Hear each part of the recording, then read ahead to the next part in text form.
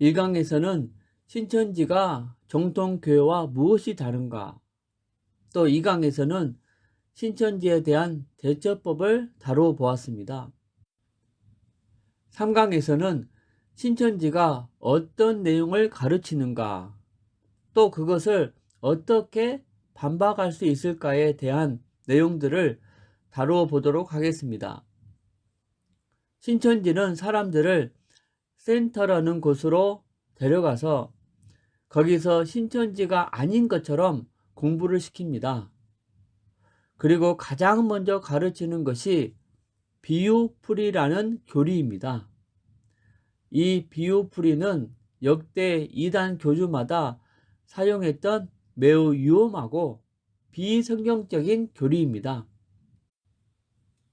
모든 사람들이 비유풀이를 처음 배울 때 굉장히 문제가 있는 이단 교리다 라고 느끼기가 어렵습니다. 왜냐하면 매우 쉽고 재미있게 느끼도록 개발된 교리이기 때문입니다. 이런 것들도 저희가 미리 교육을 받아서 어떤 부분이 성경적으로 오류가 있는지 배우지 않는다면 이단에서 이런 것들을 재미있게 가르칠 때 사람들이 오히려 더 푹 빠질 수 있습니다. 먼저 신천지는 성경을 암호책처럼 생각합니다. 다시 말해서 성경에 비밀이 숨겨져 있어서 자물쇠로 잠겨져 있다고 생각합니다. 그리고 성경책은 그 자물쇠가 비유라고 생각합니다. 다시 말해서 비유라는 자물쇠로 성경이 잠겨져 있다고 생각합니다. 신천지가 그렇게 생각하는 이유가 뭐냐면 마태복음 13장 13절 말씀 때문입니다. 내가 그들에게 비유로 말하는 것은 그들이 보아도 보지 못하며 들어도 듣지 못하며 깨닫지 못함이니라.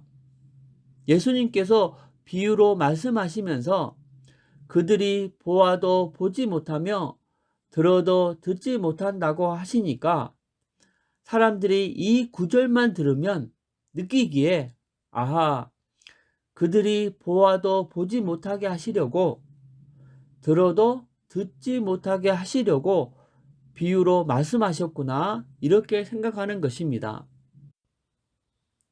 왜냐하면 사탄이나 대적들이 이 천국의 비밀에 대해서 알아서는 안 되니까 숨기고 방어할 필요가 있다 보니까 비유라는 도구를 이용해서 숨겨두셨다고 말합니다. 이것이 신천지 교리의 시작입니다.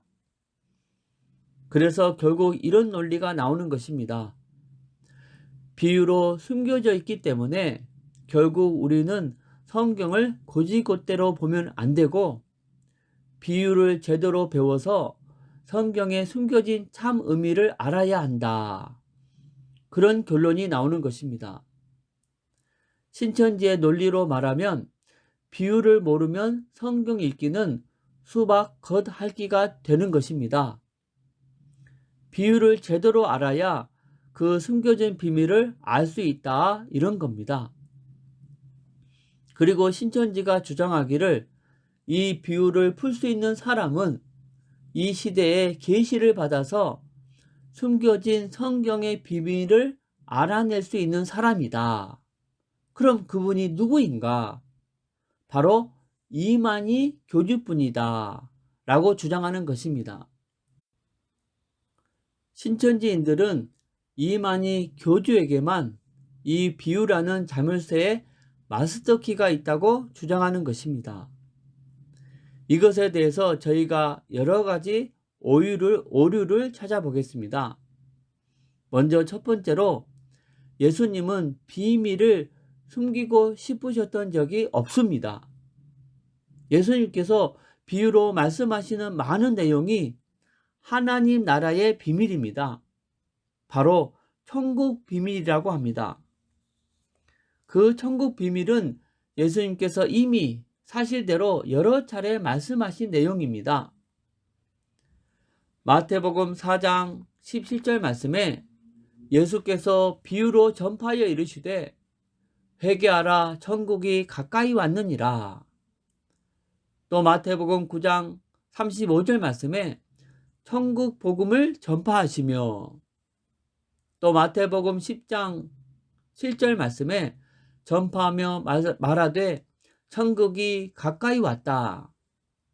이런 식으로 예수님께서 지금 천국의 비밀을 전파하고 싶어 하세요? 아니면 숨기고 싶어 하세요?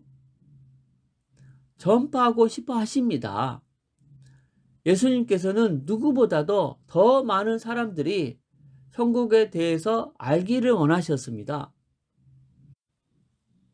그래서 가시는 곳마다 만나는 사람들에게 천국에 관해서 강론하시고 숨기지 않고 말씀하셨습니다. 문제는 사람들이 이 천국에 대해서 잘 이해를 못한다는 것입니다. 왜냐하면 구약 시대까지는 천국이라는 단어 자체가 등장하지 않았기 때문입니다. 그래서 사람들이 천국에 대해서 잘 이해를 못하니까 예수님께서 어떻게 하면 사람들이 천국에 대해서 쉽게 이해할 수 있을까? 라고 고민하시고, 사람들이 친숙하게 알고 경험하고 있는 것들을 빗대서 천국을 좀 더 쉽게 설명해야겠다 라고 마음 먹으시고 비유를 들어서 설명하시기 시작하셨습니다. 그래서 예수님은 무언가를 더 잘 설명하고자 하실 때 비유를 즐겨 사용하셨습니다. 즉 신천지의 주장과는 정반대입니다. 신천지는 숨기려고 비유를 쓰셨다고 주장하는데 예수님은 더 잘 설명하시기 위해서 비유를 사용하셨습니다. 누가복음 7장 31절 말씀에 또 이르시되 이 세대의 사람을 무엇으로 비유할까? 무엇과 같을까? 예수님께서 지금 혼자 말씀하시는 장면입니다. 이 세대의 사람을 무엇으로 비유할까? 우리는 이 구절을 통해서 예수님께서 무엇을 설명하고자 하실 때 비유를 매우 즐겨 쓰셨다는 것을 알 수 있습니다. 사실 이 비유라는 것은 거의 항상 어떤 내용을 더 잘 설명하기 위해서 사용됩니다. 예를 들어서 내 친구 얼마나 잘생겼는지 얼굴이 표범상이야. 또 그 친구 집을 가 보았는데 궁궐이 따로 없더라. 이런 것은 그 친구가 얼마나 잘생겼는지 또 친구 집이 얼마나 화려한지 그 친구를 잘 모르는 사람들에게 알려주려고 친숙한 것에 빗대서 비유로 설명하는 것입니다. 여러분, 이것이 비유입니다. 그렇죠? 설명을 더 잘 이해할 수 있도록 설명하는 것이 비유입니다. 그렇다면 왜 예수님께서 마태복음 13장 13절 말씀에서 내가 그들에게 비유로 말하는 것은 그들이 보아도 보지 못하며 들어도 듣지 못하며 깨닫지 못함이니라 라고 마치 비유가 사람들의 이해를 막기 위해서 사용된 것처럼 말씀하셨을까요? 그런데 여러분, 저희가 이 구절을 자세히 살펴보면 내가 그들에게 비유로 말하는 것은 그들이 못 깨닫게 하려고 또 그들의 눈이 닫히게 하려고 그런 것이다 라고 말씀하셨다기보다는 내가 그들에게 비유로 말하는 것은 그들이 이미 보지도 못하고 듣지도 못하는 상태이기 때문이다 라는 뉘앙스가 더 강하게 느껴집니다. 또 예수님께서 마태복음 13장 13절에서 말씀하신 것은 이사야서 6장 9절 말씀을 인용해 오신 것입니다. 여호와께서 이르시되 가서 이 백성에게 이르기를 너희가 듣기는 들어도 깨닫지 못할 것이요 보기는 보아도 알지 못하리라 하여. 10절 말씀에도 이 백성의 마음을 둔하게 하며 그들의 귀가 막히고 그들의 눈이 감기게 하라. 염려하건대 그들이 눈으로 보고 귀로 듣고 마음으로 깨닫고 다시 돌아와 고침을 받을까 하노라 하시기로. 10절 말씀을 보시면 백성의 마음을 둔하게 하며 그들의 귀가 막히고 그들의 눈이 감기게 하신 주체가 누구입니까? 백성이 스스로 귀를 막았습니까? 아니면 하나님께서 직접 백성들의 귀를 막고 눈을 감게 하신 것입니까? 하나님께서 직접 그렇게 하신 것입니다. 그럼 왜 그렇게 하셨습니까? 10절 말씀에 그들이 고침받기를 원하지 않으셨기 때문입니다. 이것은 하나님의 공의로운 속성을 보여줍니다. 공의롭다는 것은 무슨 뜻이냐면 죄가 있으면 벌을 받고 잘한 것이 있으면 상을 받는 것입니다. 그렇죠? 세상에서도 그렇습니다. 죄 지은 사람이 법정에 왔는데 법관들이 그 죄를 어물쩡 덮어주고 용서해주고 그럽니까? 아니죠. 죄를 지으면 벌을 받습니다.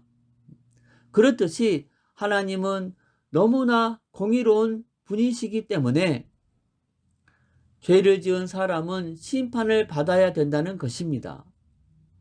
그런데 그 당시 이스라엘 백성들이 너무 악해서 하나님께서 그들에게 벌을 주셨는데 어떤 벌을 주셨냐면 하나님의 말씀을 깨달아 알지 못하게 하는 벌을 내리신 것입니다. 그렇죠? 예수님께서 그 당시 유대인들의 마음이 완악하여져서 귀가 닫혀져 있다는 것을 너무나 잘 아셨습니다. 그래서 이사야서 6장 9절 말씀을 인용해서 그들의 상태를 말씀하신 것입니다. 그러므로 예수님께서는 마음이 열려있는 자들, 곧 이 구원을 받아들인 자들에게는 더 이해에 도움이 되도록 반면에 마음이 닫힌 자들, 곧 구원의 복음을 거절하는 자들에게는 더 미궁에 빠뜨리게 하는 방법으로 비유라는 놀라운 도구를 즐겨 사용하셨던 것입니다. 예를 들어서 제 친구가 있는데 머리가 둔합니다. 제가 여러분에게 제 친구는 참 코끼리 같습니다 라고 했습니다.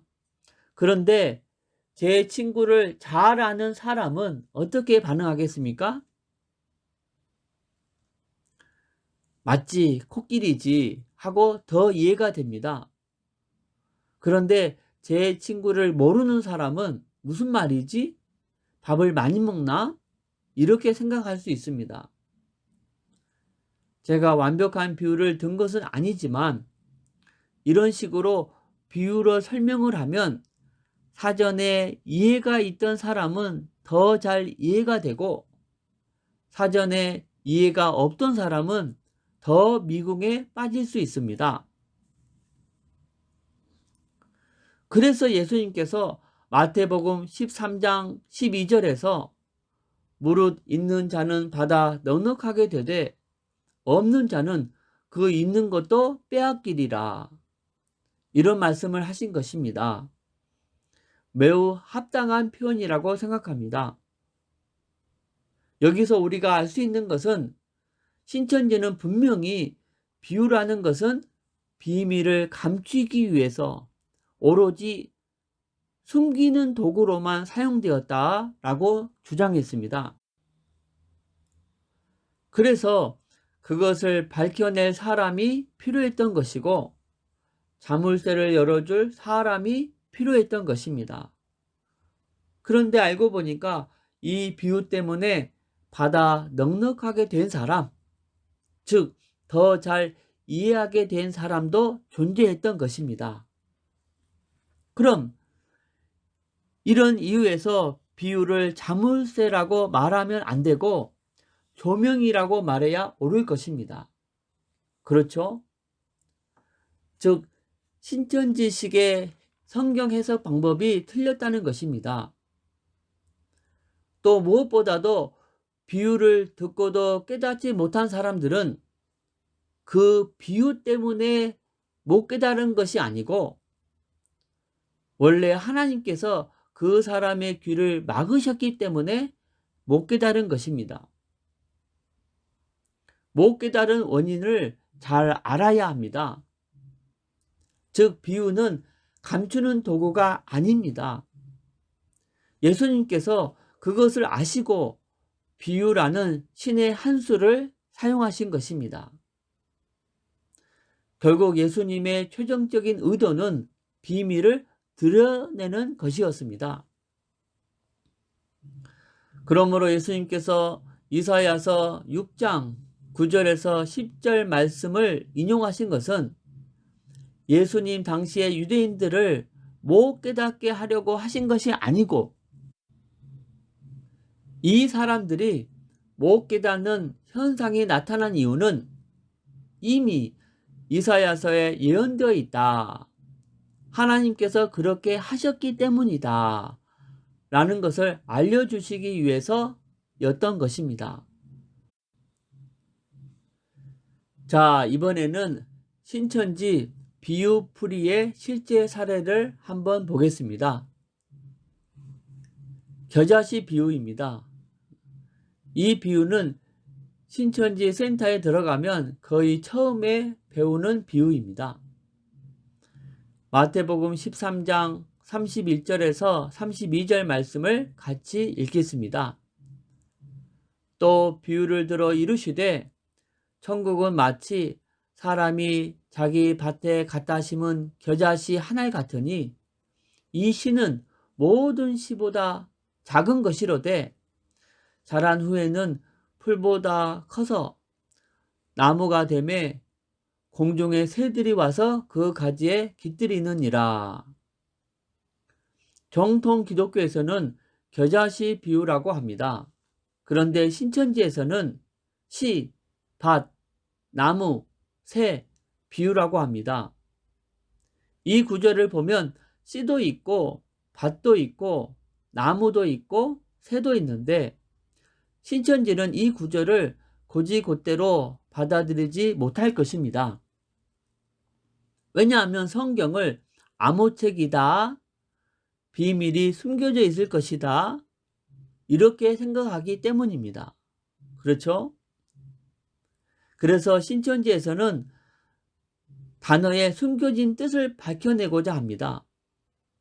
여러분, 군대 가면 무전병이 무전을 칠 때 자동차가 지나가면 달구지 한 대 지나간다고 말하고 민간이 3명이 지나가면 개미 3마리가 지나간다고 말합니다. 물론 때에 따라서 다르고 이렇게 말하지 않는 부대도 있습니다. 이것은 도청을 당했을 경우에 정보의 유출을 막으려고 암호화를 한 것입니다. 그러니까 달구지는 자동차인 것이고 개미는 민간인인 것입니다. 이런 식으로 신천지에서도 단어들을 바꾸어버린 것입니다. 신천지에서는 성경을 군대식 사고방식, 즉 암호체계로 보는 것입니다. 그래서 씨라는 단어가 나오면 그것이 씨라고 생각되지가 않는 것입니다. 뭔가 원래의 뜻이 있을 것이다, 이렇게 생각합니다. 마치 군대에서 달구지라고 말을 들으면 이것은 달구지가 아닐 거야, 원래는 자동차일 거야, 이렇게 생각하는 것과 같습니다. 그래서 신천지에서는 씨가 무엇인지 보겠습니다 라고 말한 다음에 어디로 가냐면 누가복음 8장 11절로 갑니다. 이 비유는 이러하니라. 씨는 하나님의 말씀이요. 성경을 보니까 씨가 무엇이라고 나와 있습니까? 하나님의 말씀. 그럼 칠판에 씨는 하나님의 말씀 이렇게 적습니다. 사람들이 여기서 잠깐만요. 뭔가 이상합니다. 이렇게 질문을 제기하지 못합니다. 왜냐하면 성경에 그렇게 쓰여 있기 때문입니다. 성경의 권위를 인정하니까 성경에 그렇게 써 있네 하고 씨는 말씀이라고 받아 적는 것입니다. 그리고 밭이 무엇인지 보겠습니다 라고 말한 다음에 고린도전서 3장 9절로 갑니다. 너희는 하나님의 동역자들이요 너희는 하나님의 밭이요 하나님의 집이니라. 여기 보면 사람들을 향해서 하나님의 밭이라고 하니까 사람의 마음 또는 교회를 두고 성경에서는 밭이라고 표현하는구나. 그럼 우리는 밭이라는 표현을 봤을 때 사람의 마음이라고 말할 수 있겠습니다. 라고 신천지에서는 배우는 것입니다. 그럼 또 받아 적습니다. 밭은 사람의 마음과 같다. 그리고 이번에는 나무가 무엇인지 보겠습니다. 라고 말한 다음에 어디로 가냐면 이사야서 55장 12절로 갑니다. 들의 모든 나무가 손뼉을 칠 것이며. 여러분 손뼉 치는 나무 봤습니까? 이런 식으로 신천지 강사들이 재미있게 가르치면 사람들이 하하하 웃습니다. 나무가 무엇이죠? 물어보면 먼저 배우고 수료한 사람들도 같이 앉아 있는데 그들 중에 누가 사람이요? 그럽니다. 군대에서 달구지는 자동차, 개미는 민간인. 이것처럼 신천지에서도 씨는 말씀, 밭은 사람의 마음, 나무는 사람. 이런 식으로 성경 구절을 이용해서 공식을 만드는 것입니다. 이 성경 구절을 이 말씀에 사용하는 것이 합당한가? 이것을 살펴봐야 하는데 그것을 살펴보기에는 전문적인 훈련을 받지 못했다 보니까 성경에 그렇게 쓰여 있으니까 그렇게 믿어버리는 것입니다.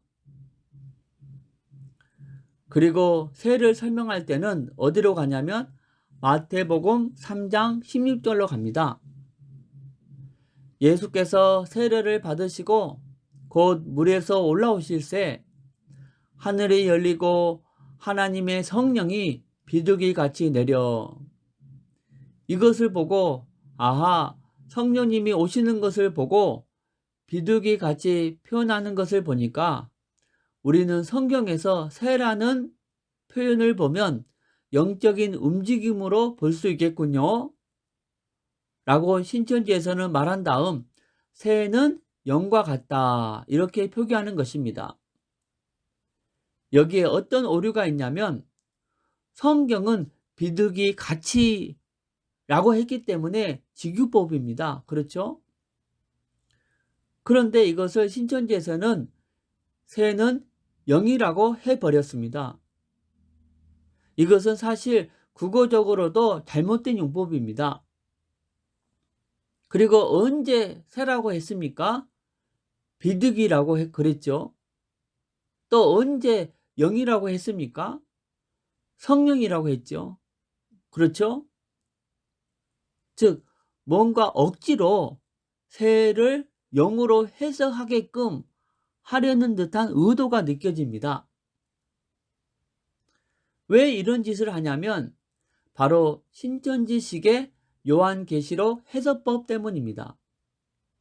이런 식으로 신천지에서 수백 개의 비유풀이 단어를 배웁니다.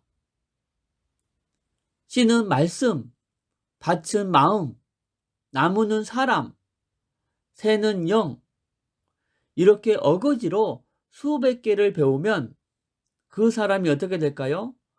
완전히 고장이 납니다. 성경을 볼 때 새라는 단어가 등장하면 다 무엇으로 보일까요? 영으로 보입니다. 나무 단어가 나오면 사람으로 보이는 것입니다.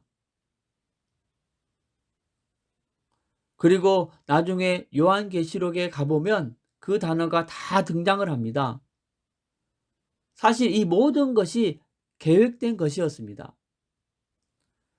하지만 사람들이 계획되었다는 것을 모르고 그 수많은 단어들을 다 배우고 요한계시록에 다 대입을 해봤더니 놀랄 만한 스토리가 펼쳐지면서 그 끝에 누가 서 있는 것입니까?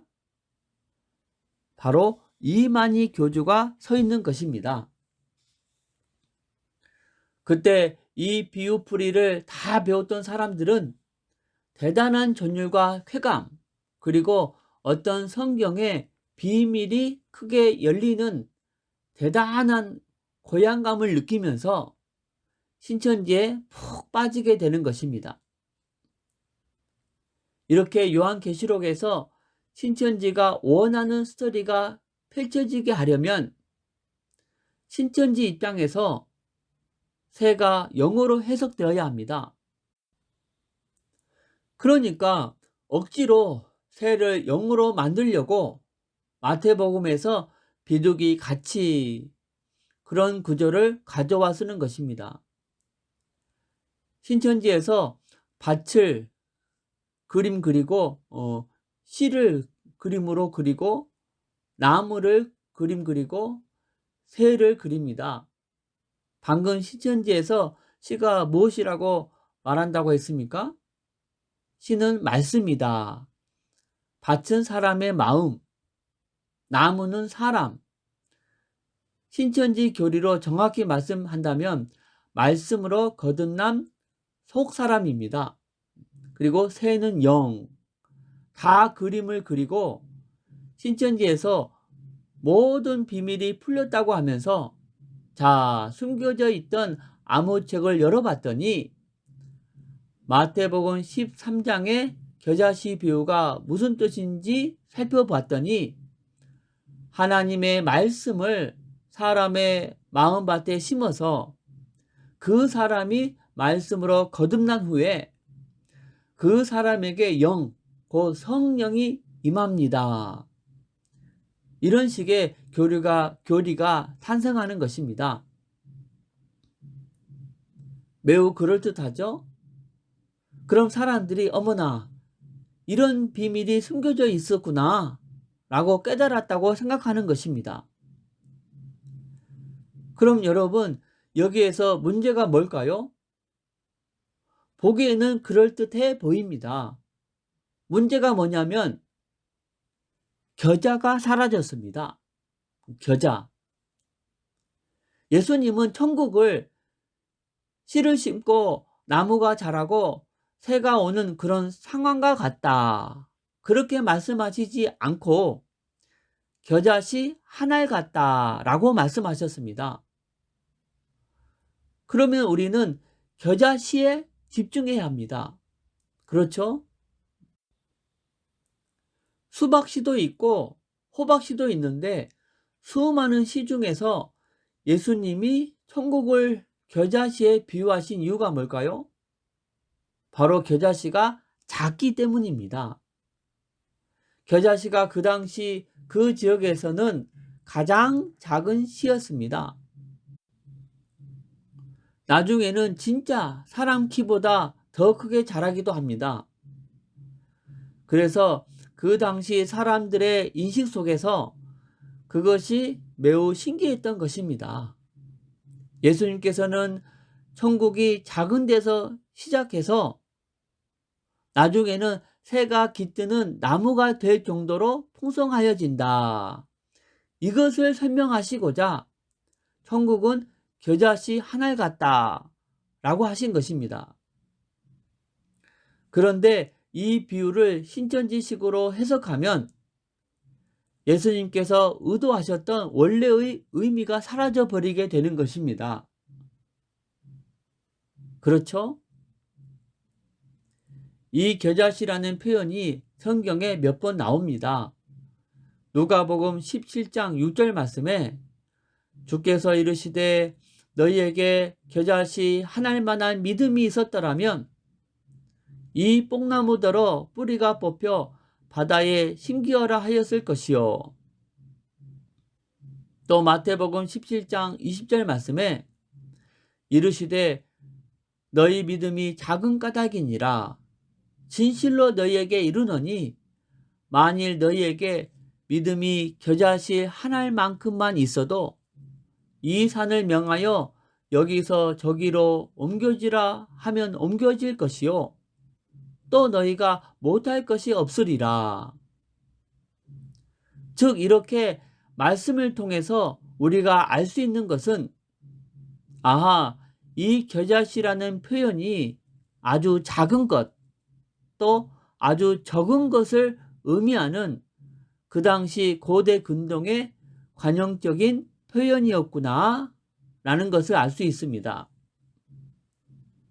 예를 들어서 사람들이 월급이 적을 때 내 월급은 쥐꼬리만해 라고 표현을 씁니다. 그럼 월급이 적다를 예수님 당시에는 어떻게 표현했을까요? 내 월급은 겨자씨만해 라고 했을 것입니다. 그렇죠?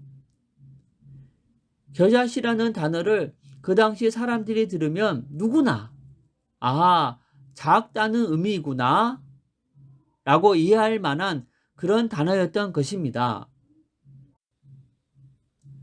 그런데 신천지에서는 작다는 의미의 겨자를 삭제해버리고 씨만 가져다가 자기들 멋대로 해석해버리면 성경 원래의 의미가 완전히 훼손돼 버리는 것입니다. 여러분, 이것은 죄악입니다. 또 씨를 말씀이라고 해석한 신천지의 근거가 누가복음 8장 11절이었죠. 이 비유는 이러하니라. 씨는 말씀이요. 그런데 누가복음 8장 11절이 사실은 마태복음 13장 31절에서 32절에 나오는 겨자씨 비유에 대한 해석이 아닙니다. 바로 누가복음 8장 11절 바로 앞부분에 있는 누가복음 8장 5절에서 8절에 네 가지 밭 비유에 대한 해석입니다. 씨 뿌리는 비유. 여러분도 네 가지 밭에 대한 비유를 아시죠?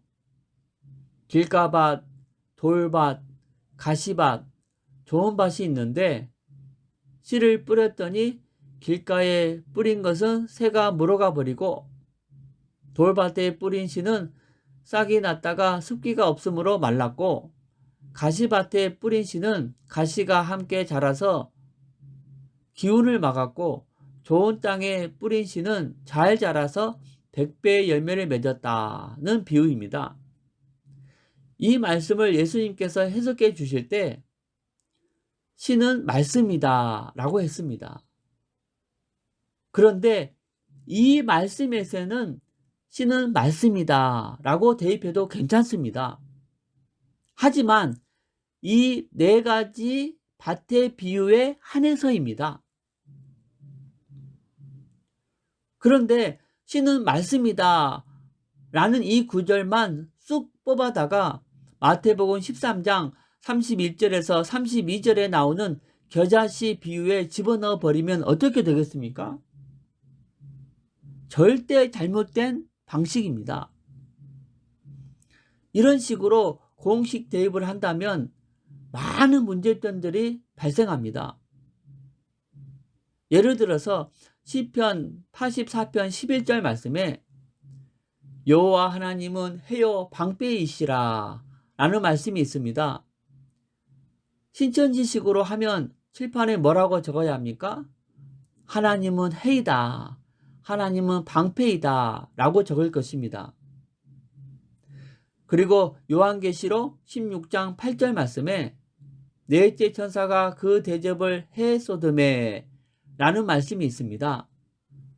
만약 신천지식으로 해석한다면 천사가 마지막 때에 심판의 대접을 누구에게 쏟는다는 것입니까? 하나님께 쏟는다는 것입니다. 참으로 말도 안 되는 잘못된 해석 방식입니다. 신천지는 이만희 교주에게 마스터 키가 있다고 우기지만 실제로 넣어서 돌려보면 안 돌아가는 경우가 훨씬 많습니다. 왜냐하면 잘못된 방식의 성경 해석법이기 때문입니다. 신천지는 이 정도 수준밖에 안 되는 것입니다. 하지만 신천지에서 배우는 사람들이 성경을 잘 모르기 때문에 수수께끼를 풀이하는 것처럼 틀린 교리에 친숙해지다가 결국에는 쑥 빠지게 되는 것입니다. 저런 식으로 구절까지 함께 외워가면서 수백 개의 단어를 외우면 성경을 보는 눈이 완전히 틀어지게 되는 것입니다. 여러분, 원숭이 엉덩이는 빨개. 빨가면 사과. 사과는 맛있어. 맛있으면 바나나. 바나나는 길어. 길면 기차. 기차는 빨라. 빠르면 비행기. 비행기는 높아. 높으면 백두산. 이런 노래 아시죠? 신천지는 원숭이 엉덩이가 백두산이라고 우깁니다. 일반인이 들으면 이게 무슨 소리야? 하시겠지만 신천지에 들어가서 배우면 몇 장 몇 절, 몇 장 몇 절 근거 구절이 다 있다는 것입니다. 성경 구절을 하나하나 사람들 앞에 보여주면 사람들이 그 성경의 권위 때문에 의견을 제시하거나 반박하지 못하고 결국에는 아하, 원숭이 엉덩이가 백두산일 수도 있겠구나 라고 생각하는 것입니다. 물론 처음부터 원숭이 엉덩이가 백두산이라고 가르치지는 않습니다. 처음에는 원숭이 엉덩이가 빨갛다고 가르칩니다. 이것은 사실이니까 쉽게 받아들이겠죠? 그 다음에는 빨간 사과를 가르칩니다. 완전히 받아들였다고 생각하면 그 다음으로 넘어가서 맛있는 바나나를 가르칩니다. 이런 식으로 차츰차츰 세뇌를 시키는 것입니다. 이런 식으로 오랫동안 배우게 되면 결국 원숭이의 엉덩이가 백두산이라고 해도 믿게 되는 것입니다. 그렇듯이 신천지에서도 처음부터 이만희가 보혜사라고 가르치지 않습니다. 그러나 앞에서 배운 것처럼 잘못된 성경 해석 방식으로 오랜 기간 동안 세뇌당하면 결국 이만희가 보혜사라고 믿게 되는 것입니다. 그러므로 우리가 신천지의 틀린 교리를 통해서 알 수 있는 것은 무슨 주장을 듣고 그 주장에 대한 성경 구절의 근거를 들을 때 그 성경 구절이 과연 그 문맥에 맞게 바르게 사용되었는가를 잘 살펴봐야 하겠습니다. 마지막으로 가장 중요한 것은 사도행전 4장 12절의 하나님의 말씀입니다. 다른 이로서는 구원을 받을 수 없나니 천하 사람 중에 구원받을 만한 다른 이름을 우리에게 주신 일이 없음이라 하였더라 라고 했습니다. 앞으로 이단들이 더 많아질 것입니다. 이럴 때 우리들의 면역력으로 이단들을 튕겨내야 합니다. 그 면역력의 핵심이 바로 오직 예수 그리스도의 신앙입니다. 그래서 두 가지 확신이 필요합니다. 하나는 바로 그리스도는 하나님이 인류에게 주신 유일한 구원의 길이신데 오직 예수님만 그 그리스도라는 확신입니다. 마태복음 16장 16절 말씀에 시몬 베드로가 대답하여 이르되 주는 그리스도시요 살아계신 하나님의 아들이시니이다. 또 하나는 내가 예수 그리스도의 십자가의 공로를 믿음으로 말미암아 이미 구원을 받았다는 확신입니다. 요한복음 5장 24절 말씀에 내가 진실로 진실로 너희에게 이르노니 내 말을 듣고 또 나 보내신 이를 믿는 자는 영생을 얻었고 심판에 이르지 아니하나니 사망에서 생명으로 옮겼느니라. 로마서 8장 1절에서 2절 말씀에 그러므로 이제 그리스도 예수 안에 있는 자에게는 결코 정죄함이 없나니 이는 그리스도 예수 안에 있는 생명의 성령의 법이 죄와 사망의 법에서 너를 해방하였습니다. 여러분은 이 두 가지 확신이 있으십니까? 이 두 가지 확신을 어렴풋하게 가지고 있는 23만 명이라는 교인들이 신천지에서 이만희 교주가 보혜사다, 이만희 말을 들어야 구원을 받는다, 이런 말을 들었을 때 당신 그것이 무슨 말입니까? 예수님이 누구인지 압니까? 라고 한마디도 반박하지 못하고 미혹당했습니다. 많은 신학생들도 한마디 반박도 못하고 미혹당했습니다. 그래서 지금 내가 이 두 가지 확신이 있는가를 돌아보시기 바랍니다.